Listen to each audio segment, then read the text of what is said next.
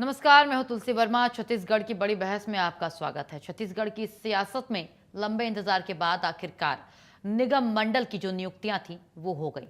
Board में राजनीतिक नियुक्तियों की सूची जारी हो चुकी है। 13 संस्थाओं में अध्यक्ष, उपाध्यक्ष और सदस्यों सहित 25 नेताओं को जिम्मेदारी सौंपी गई है।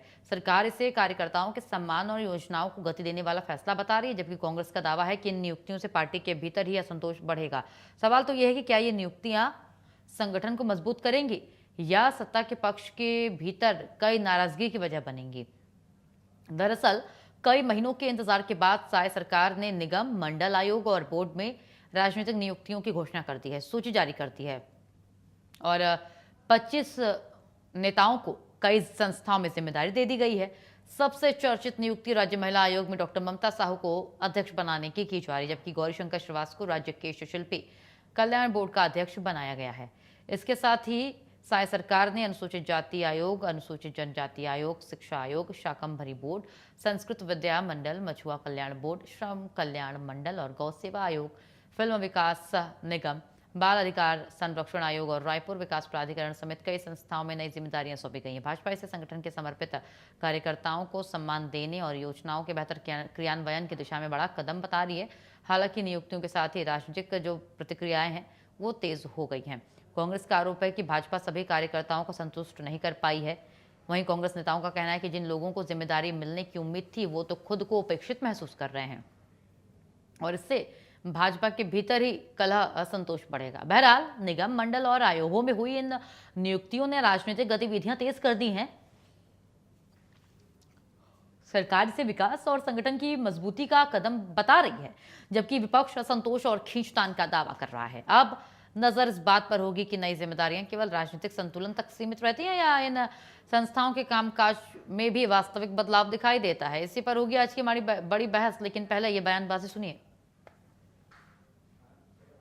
विष्णुदेव साय जी ने कुछ रिक्त जो निगम और मंडल थे उनमें नियुक्तियां की है और निश्चित रूप से निगम और मंडल के कामों में गति आएगी। सरकार की योजनाओं को नीचे तक लेकर जाने में और मददगार होगा। कार्यकर्ताओं की सत्ता में सहभागिता भी इससे बढ़ी है। आज लगभग 2.5-3 साल बीत गए इस सरकार को बने हुए, अपने निगम मंडलों का भी पूरी तरह से गठन नहीं कर पाए थे और उसके कारण से भारतीय जनता पार्टी के नेताओं, कार्यकर्ताओं में जबरदस्त नाराजगी सरकार के प्रति आज जो बनी हुई थी, उसी नाराजगी को दूर करने के लिए आनंद फानंद में आज जो नियुक्तियां की गई है और इस नियुक्ति के बाद में तो और भी ज़्यादा असंतोष बढ़ गया है। जिस तरह से नियुक्ति हुई उससे बड़े पैमाने पर भारतीय जनता पार्टी के नेतागण निराश हो गए हैं कि उन्हें अवसर मिलना चाहिए था, जिन्हें अवसर नहीं मिला।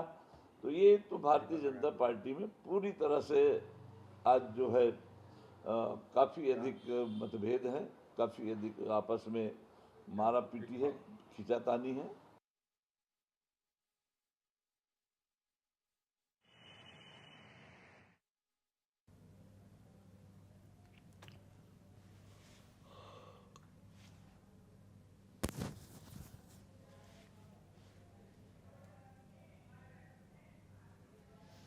बीजेपी प्रवक्ता आलोक सोनी हमारे साथ जुड़ चुके हैं और कांग्रेस प्रवक्ता विनय शुक्ला हमारे साथ चर्चा में शामिल हो रहे हैं। आप दोनों का स्वागत है इंडिया न्यूज़ पर और बड़ी बहस में, छत्तीसगढ़ की बड़ी बहस में। सबसे पहला सवाल आलोक जी आपसे है, क्या जो ये नियुक्तियां हुई हैं, एक तो लंबे इंतजार के बाद नियुक्तियां हुई हैं, पद भरे गए हैं और इसमें भी सबको संतुष्ट करने की कोशिश की गई और जो संतुष्ट नहीं हो पाए उनकी नाराजगी सामने आई, ऐसा कुछ है आलोक जी? सबसे पहले तो आपके सभी दर्शकों को, हमारे साथ जो साथी प्रवक्ता जुड़े हुए हैं कांग्रेस से, और आपको मेरा सादर नमस्कार। देखिए, ये जो निगम मंडल आयोगों में नियुक्तियों की जो बात है, किसी भी सरकार का किसी भी प्रदेश में एक जो दायित्व होता है, उस उत्तरदायित्व को पूरा करने का काम भारतीय जनता पार्टी की सरकार ने भी यहाँ पे छत्तीसगढ़ में किया है। और ये ऐसा नहीं है कि इस वक्त किया गया, इसके पहले भी निगम मंडल में नियुक्तियां की गई। जो रिक्त नियुक्तियां थी उन पे जो बची हुई थी उस पे और अन्य कार्यकर्ताओं को, अन्य पार्टी के नेताओं को जिनका विशेष योगदान रहा है पार्टी के क्रियाकलापों में, सरकार बनाने में जिन्होंने बहुत बेहतर कार्य किया है, तो उनको एक रिवार्ड के तौर पे। लेकिन भारतीय जनता पार्टी की जो कार्यप्रणाली है हमारे यहाँ पर में कोई पद नहीं होता है, हमारे यहाँ पर में एक उत्तरदायित्व होता है। कोई भी पद को हम पद के रूप में ना लेकर के उत्तरदायित्व के रूप में रखते हैं, और जनता के प्रति अपनी एक जवाबदेही जो तय करने की बात होती है वो की जाती है। तो पार्टी ये तय करती है कि किसी भी पद के लिए कौन सा कार्यकर्ता बेहतर उस उत्तरदायित्व को निभा सकता है। उसी के तारतम्य ये सभी नियुक्तियां की गई है। उन तमाम निगम मंडल आयोग में जो नियुक्तियां, उन सभी को मैं बधाई देना चाहूंगा। और ये सरकार का एक बेहतर प्रयास है, बेहतर कदम है, ताकि और जनता के जो कार्य है वो सुचारू रूप से चल सके। उन तमाम जनप्रतिनिधियों को एक बेहतर आवाज मिल सके, अपना एक स्टेज मिल सके, सरकार में एक स्थान मिल सके, सरकार में एक प्रतिनिधित्व मिल सके, इसके लिए तमाम नियुक्तियां की गई है। और सरकार बहुत बेहतर तरीके से छत्तीसगढ़ में काम कर रही है। जहां तक देरी की बात है तो हर एक जो समय होती है उस समय सीमा के अनुरूप की गई है नियुक्तियां जो है। और आगे भी सरकार जनता की भलाई, जनता के उत्तरदायित्व को लेकर के जो काम करना है वो करेगी। ठीक है विनय जी, सुना आपने इनको जिस तरीके से, लेकिन कांग्रेस के जो बयान सामने आए, और कांग्रेस को ये बात कैसे मालूम चल गई कि सामने वाली पार्टी में यानी हमारे पड़ोस में असंतोष ज्यादा है? कैसे विनय जी? जी, सबसे पहले तो आपको नमस्कार, आपके दर्शकों को और साथी पैनलिस्ट को नमस्कार। आवाज आ रही है मेरी? बिल्कुल बिल्कुल विनय जी, आ रही है। सबसे पहले तो आपको नहीं आ रही आलोक जी? जी आ रही है आवाज, आ रही है जी जी।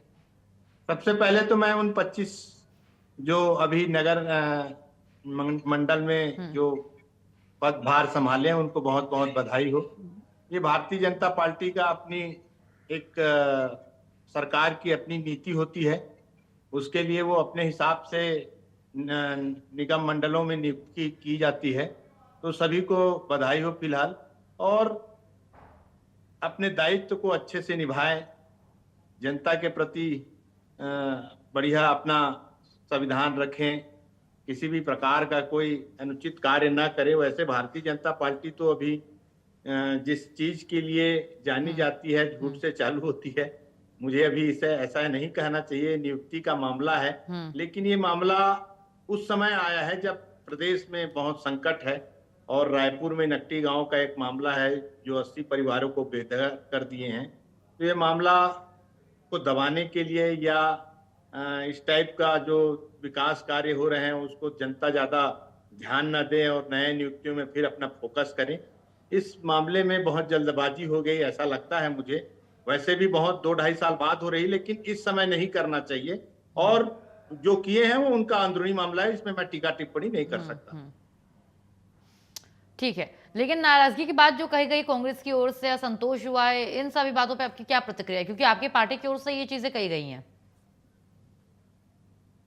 देखिए, हमारे अलग अलग नेताओं की अलग अलग बोल हो सकते हैं। मुझे लगता है कि उनका ये अंदरूनी मामला है, अपने हिसाब से वो जो कार्यकर्ता हैं, जो अच्छे कार्यकर्ता हैं, उनको नियुक्त किए। जरूर इस बात को मैं बोल सकता हूं कि अपेक्षाएं हर किसी को रहती है कि मैं भी बन जाऊं, मैं भी बन जाऊं। दबे सुर से भारतीय जनता पार्टी के अन्य कार्यकर्ता ऐसा बोलते होंगे भी कि मुझे नहीं मिला मौका, तो असंतुष्टि जाहिर लोगों के सामने कर सकते हैं। लेकिन भारतीय जनता पार्टी अपने कार्यकर्ताओं को कौन सा कार्यकर्ता कितना अच्छा है उसके हिसाब से वो नियुक्ति की है। अब इस मामले में मैं ज्यादा बोल भी नहीं पाऊंगा मैं। ठीक है, आलोक जी, एक छोटा सा सवाल है कि विपक्ष इतना सवाल क्यों उठा रहा है? आखिर कहीं ना कहीं तो कुछ तो बात होगी जब विपक्ष की ओर से ये बात सामने आ रहा है कि असंतोष है। और दूसरा सवाल ये कि नियुक्तियां जब हुई हैं तो उसमें क्या आधार रखा गया है? उनके टैलेंट को, कार्यकर्ताओं के टैलेंट को आधार रखा गया है, जाहिर सी बात है, या फिर ये देखा गया है कि चलो ठीक है, इसके नाम को बना देता हूं, आलोक जी को बना देता हूं, आलोक जी के नाम पर सबकी सहमति है, उनसे कोई नाराज नहीं होने वाला। अगर मैं विनय जी को बनाऊंगा तो 4 लोग नाराज हो जाएंगे, फिर इसका असर मुझे चुनाव में भुगतना पड़ेगा। तो ऐसा कुछ है आलोक जी, क्या है? देखिए, सब पहले प्रश्न की जो मैं बात कर रहा हूँ, आपने जो मुझसे कहा कि जो नियुक्तियां की गई है उसका क्या संतोष की बात है, तो असंतोष वैसी जैसी स्थिति जो है हमारे यहाँ पर में होती नहीं है। सभी एक जो भी आज पार्टी में मौजूद है, किसी भी संवैधानिक पद पे भी यदि मौजूद है, तो सर्वप्रथम वो भारतीय जनता पार्टी के कार्यकर्ता है, और सर्वप्रथम उनकी जो जिम्मेदारी है पार्टी के प्रति, उसके अलावा सबसे पहले जनता के प्रति है। तो ये जो एक उत्तरदायित्व का जो भार हम लेकर के चलते हैं, एक रिस्पॉन्सिबिलिटी के साथ चलते हैं। हमारी भारतीय पार्टी का जो एक ध्येय वाक्य है कि अंतिम पायदान पे खड़े व्यक्ति तक सरकार की योजनाओं का लाभ मिलना चाहिए। तो ये इसके लिए एक भारतीय जनता पार्टी का हर एक कार्यकर्ता चाहे वो किस दायित्व पे है, किस उत्तरदायित्व पे है, किस मंत्री पद पे है, स्वयं मुख्यमंत्री जी जो है। तो ये सबसे पहला प्रयास जो होता है वो भारतीय जनता पार्टी की यही बात हमें अन्य पार्टियों से अलग करती है कि हम अपने पद को जो है उत्तरदायित्व के रूप में निर्वहन करना पसंद करते हैं। आज एक बूथ स्तर से लेकर के प्रादेशिक स्तर पर यदि आप एक कार्यकर्ता से पूछेंगे कि आज उनका रोल क्या है, उसकी रिस्पॉन्सिबिलिटी क्या है, तो भारतीय जनता पार्टी का कार्यकर्ता आपको बताएगा कि आज मैं अपनी जनता के लिए कौन से काम कर रहा हूँ, अपने क्षेत्र के व्यक्ति के लिए कौन सी योजनाओं का लाभ पहुंचा रहा हूँ। ये तमाम बातें आप उनसे सुनने को मिलेगी। यही बात हमें अंतर पैदा करती है। और जहां तक आप नियुक्तियों की बात कर रहे हैं, तो इसका निर्णय हमारे पार्टी के शीर्ष नेतृत्व करते हैं, पार्टी के जो वरिष्ठ नेतागण हैं वो करते हैं, और वही हमारे अभिभावक हैं। तो हम जैसे अपने परिवार में अभिभावकों की सुनते हैं, अभिभावकों को समझते हैं, उनके निर्देशानुसार काम करते हैं, उन्हें अपनी सलाह भी देते हैं। उन्हें जो अच्छी सलाह आती है वो आत्मसात करते हैं, और उनकी जो सलाह दी जाती है उसे हम आत्मसात करते हैं। उसी तारतम्य में ये नियुक्तियां की गई है। और मैं समझता हूँ जो सभी नियुक्तियां जो है बिल्कुल युक्ति पूर्ण की गई। उन तमाम बड़े नेताओं को जिन्होंने बेहतर अथक प्रयास किया पार्टी के लिए, जनता के लिए जो आवाज बने विपक्ष के रूप में, उन तमाम व्यक्तियों को जो आवाज उन्होंने उठाई, उसका एक जो उत्तरदायित्व मिलना था, उन्हें पद मिलना था, जो दायित्व मिलना था, वो पार्टी ने उन्हें प्रदान किया है। और देखिए यही एक पार्टी है जहां पर में एक लोकतांत्रिक प्रक्रिया है, उसी प्रक्रिया के तहत कोई राजशाही नहीं, कोई लोकतंत्र की बात होती है। तो एक आम व्यक्ति, आम कार्यकर्ता भी देखेंगे आपने नितिन नवीन जी की आज उम्र 45 वर्ष है, आज वो राष्ट्रीय अध्यक्ष है हमारे पार्टी के।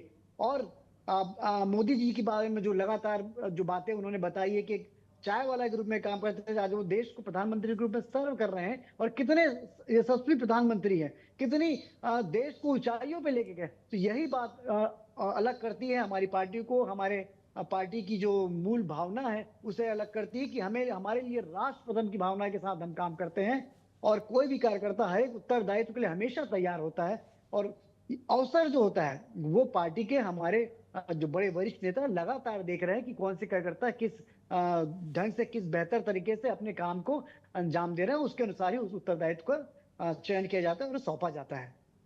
और जहां तक मैंने कांग्रेस के वरिष्ठ पूर्व मंत्री जी को सुना कि वो बात कर रहे हैं कि किसी प्रकार का मनभेद, किसी प्रकार का मनमुटाव, गुटबाजी, असंतोष, तो ये बातें जो है आपने स्वयं प्रवक्ता जी को सुना कि भारतीय जनता पार्टी के कार्यकर्ताओं से आप कभी भी इस बात को नहीं सुनेंगे।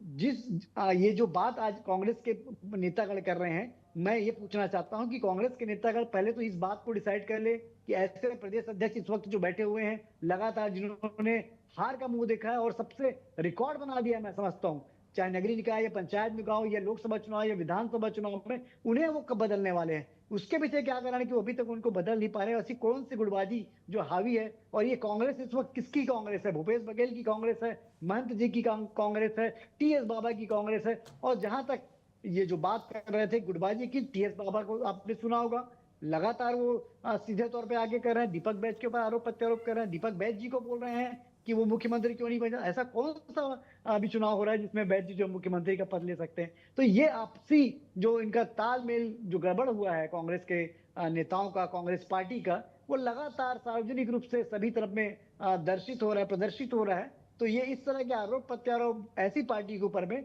जो पार्टी नहीं परिवार है के साथ ध्येय वाक्य के साथ काम करती भारतीय जनता पार्टी, मैं बोलता हूँ बुरी तरह से निराधार है। और कांग्रेस पार्टी को पहले अपने पार्टी के संगठनात्मक संरचना की तरफ देखना चाहिए कि यहाँ पर वो क्या गलती कर रहे हैं। ठीक है आलोक जी, जिस तरीके से आपने बोला, स्पष्ट तरीके से अपने पार्टी का पक्ष भी रखा आपने, और समझ में भी आ रहा है ये चीज़ कि हाँ, मतलब कोई असंतोष तो नहीं है। लेकिन राज्य महिला आयोग की जो अध्यक्षा हैं उनको लेकर के इतनी चर्चा क्यों तेज हो गई है? पहले आपका रिएक्शन मैं लूंगी, फिर विनय शुक्ला जी का इस पे। आलोक जी। देखिए, मुझे तो ऐसी कोई चर्चाओं की बात नहीं हो रही है। हाँ, एक बात मैं जरूर कहूंगा कि भारतीय जनता पार्टी वो पार्टी है जो निर्णय लेती है तो चौंकाने वाले होते हैं। तो अगर कोई भी निर्णय लिया गया है और किसी को ये चौंकने की बात आई है, हमारे साथ तो नहीं है। हम तमाम जो वरिष्ठ नेतागण हैं जिनको ये दायित्व उत्तरदायित्व मिला है, हम लंबे समय से उन्हें पार्टी में योगदान देते देख रहे हैं, कार्य करते देख रहे हैं। अगर चौंकाने वाली बात है तो हो सकता है विपक्षी पार्टियों को होगा, विपक्ष के लोगों को होगा, उनके लिए चौंकाने वाली बात हो सकती है। और भारतीय जनता पार्टी हमेशा से चौंकाने वाले निर्णय लेने में सक्षम है और वही होता ही आ रहा है। हम जनता के लिए जो भी बेहतर प्रयास है वो करने को हमेशा तत्पर होते हैं और वही काम हम डिलीवर करने का प्रयास करते हैं। ठीक है विनय जी। जी, सबसे पहले तो मैं अपने साथी प्रवक्ता को जो मुद्दे से भटककर अपने राष्ट्रीय नेतृत्व के गुणगान गाने लगे, अपने पार्टी के धारा को बताने लगे। मैं उस विषय में बात करूंगा और आप मुझे टोकेंगे नहीं। मैं 2 शब्द जरूर बोलूंगा 20-25 सेकंड में। देखिए, सबसे पहले बता दूं कि आप जिस मुख्यमंत्री और प्रधानमंत्री जी की बात करते हैं, उनका जीवन पूरा झूठ से चालू होता है। कब चाय बेचे, कब कहाँ पहुंच गए, कब यशस्वी बन गए, मुझे नहीं लगता। जो पर्ची देख के बात करते हैं और पर्ची देख के पढ़ते हैं, तो उनसे हम क्या उम्मीद करें कि देश को बना। ठीक है, आपका समय अच्छा था इसलिए आप प्रधानमंत्री बन गए हैं, लेकिन वक्त जरूर बदलेगा, समय समय सब चीज बदलता है, इतना गुण गाने की जरूरत नहीं है। दूसरी बात यह है कि आपको ये बताना चाहता हूं कि देखिए, आपकी सरकार है, हम विपक्ष में बैठे हैं। हमारा काम है उन मुद्दों को आपके सामने रखना जो वहां पे आप गलत करते हैं। जिस बात को आप गलत बोलेंगे उसको टोकना भी हमारा काम है। देखिए, आदरणीय दीपक बैज के कार्यकाल में, जब से दीपक बैज जी अध्यक्ष बने हैं, वो हर समय संघर्ष कर रहे हैं और जितने भी मुद्दे हैं, हम दीपक बैज आदरणीय हमारे अध्यक्ष हैं, उनके नेतृत्व में हम ये सब काम कर रहे हैं और जनता इस बात को समझती है। तो आप किसी को गुटबाजी में नहीं तोड़ सकते। पूरे नेता कांग्रेस के एक हैं। अगर गुटबाजी की बात अगर हम कहें तो अभी नकटी गांव में ब्रिजमोहन अग्रवाल जी आपके सांसद हैं, उन्होंने तो आश्वासन दिया था और रातों रात वो मकान टूट गए। ये यहाँ गुटबाजी होती है। देखिए, और मैं आपको फिर से कहता हूँ, आप बहुत अच्छे प्रवक्ता हैं और मैं आपकी बातों को ज्यादा काटने की कोशिश नहीं करता, लेकिन अगर आप मेरी पार्टी के बारे में अगर कुछ शब्द बोले तो मैं उनको जरूर उत्तर दूंगा। रही बात आपका जो नियुक्ति हुई है, कैसी हुई है, क्या हुई है, क्यों हुई है, देरी हुई, किस समय होना चाहिए, क्यों हो गया। देखिए, वर्तमान समय में भारतीय जनता पार्टी की सरकार को अभी 3 दिन का चिंतन शिविर किए थे। उनको समझना चाहिए कि छत्तीसगढ़ में जो बेरोजगारी बढ़ रही है, जो महंगाई बढ़ रही है, जो किसानों को बीज और यूरिया नहीं मिल रहे हैं, उसके बारे में चिंतन करना चाहिए, उनको बोलना चाहिए। नियुक्ति तो एक सिलसिला है, पद खाली हुए उसको भरना जरूरी है। तो जहां आप 2.5 साल लेट कर दिए, अगर ये समस्याओं को पूरा कर देते और उसके बाद नियुक्ति करते तो हो सकता है अच्छा होता। नियुक्ति करने का समय और आपका जो निर्णय हुआ वो गलत है। जनता इसमें रोष जरूर कर रही है। दूसरी बात, उनकी कार्यकर्ता है, किसी को पद नहीं मिला तो जरूर वो एक दूसरे से अपनी महत्वाकांक्षाओं को बताते हैं, लेकिन उसमें हमारा कोई योगदान नहीं है। हम अपनी पार्टी की तरफ से आप सभी को बधाई हो। मैं इतना ही चाहता हूं, हमारे पार्टी में सिर्फ अपने चीजों को ध्यान रखती है, हम कैसे लोगों की मुद्दा को उठाएं, यही मैं कहना चाहता हूं। ठीक, लोगों को और जिस तरीके से देखा जाए निगम मंडलों की जो नियुक्तियां हुई हैं आलोक जी, और आपके सभी सवालों का जवाब तो दे दिया है विनय जी ने। अब सवाल मेरा है कि जिस तरीके से ये नियुक्तियां हुई हैं, और लेकिन क्या आपको लगता है, देखिए आपने सफाई दे दी, सारे मुद्दे बोल दिए, लेकिन क्या आपको लगता है कि विपक्ष की ओर से ये चीज आनी भी चाहिए थी जो चीजें आई हैं, देखिए या फिर जरूर केवल एक आएगी। मौका पा जब करके ऐसा राजनीति करता है क्योंकि विपक्ष है, कुछ न कुछ तो बोलना होगा? जब ऐसा वही उसी पे आ रहा हूं मैं।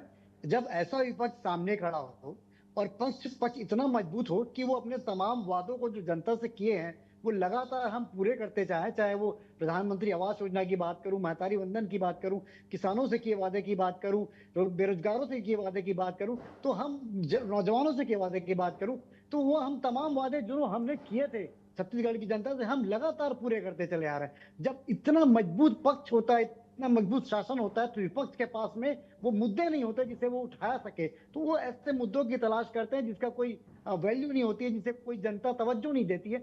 ये काम जो है इस वक्त कांग्रेस की जो विपक्ष है वो कर रही है। इतने बड़े मजबूत विपक्ष होने के बाद में भी मुझे आश्चर्य होता है कि इतने बड़े मजबूत विपक्ष, मैं समझता हूँ विपक्ष की जिम्मेदारी भी आपको छत्तीसगढ़ ने एक मजबूत विपक्ष के रूप में दी है। इतनी बड़ी संख्या में आपके विधायक आए हैं, लेकिन जब भी आप देखेंगे कांग्रेस के भाई बंधु जो है हमारे, या जो बड़े नेतागण हैं, कोई भी ऐसे मुद्दों को तक नहीं पहुंच पाते हैं जिसे विपक्ष की आवाज बन सके, जो जनता की आवाज बन सके, उससे कहीं भी कनेक्ट कर पाने में बिल्कुल जो है फेल हो गए हैं। दूसरी बात, उन्होंने नकटी गांव को लेकर के कही, सांसद आदरणीय ब्रिजमोहन अग्रवाल जी को लेकर के कही और उनके स्टेटमेंट्स को कोट किया। मैं कहना चाहता हूं, क्या ब्रिजमोहन अग्रवाल जी ने किसी भी नेतागण को कोई सलाह दी या उनके उस पर कोई कटाक्ष की बात करी? उन्होंने जनता के मुद्दे की बात करी, और एक लोकतांत्रिक प्रक्रिया में एक सांसद को बिल्कुल हक है कि वो अपनी आवाज, अपनी बात रख सकते हैं, और उन्होंने रखा। ये कहीं से भी गुटबाजी वाली बात मुझे समझ में नहीं आता कि नजर आ रही हो।